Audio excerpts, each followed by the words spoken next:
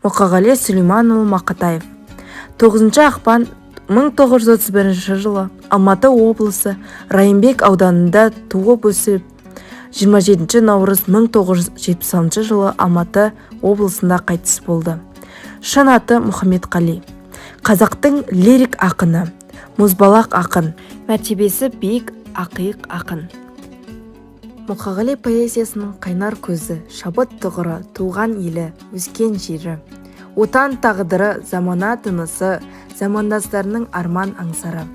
Осының бәрін Мұқағали жас дарынға тән қайталанбас шеберлікпен, тәңірдің таңдайынан төгілгендей поэтикалық мінсіз үйлесімен, әр жүрекпен тіл табысар сыршыл да шыншыл сезіммен, нағыз поэзияға ғана тән бейнелі образдармен беделеп, өлмес өнер деңгейінде туындатып отырған.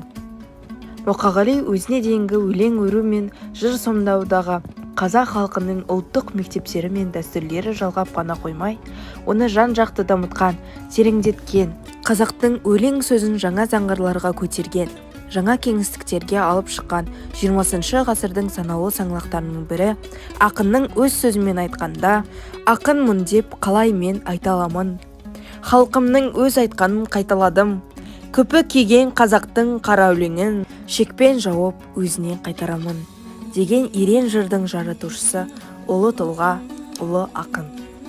Поэзия, менімен егізбедің, сен мені сезесің бе неге іздедім, ала ұртқан таңдардан сені іздедім, қара отқан таулардан сені іздедім.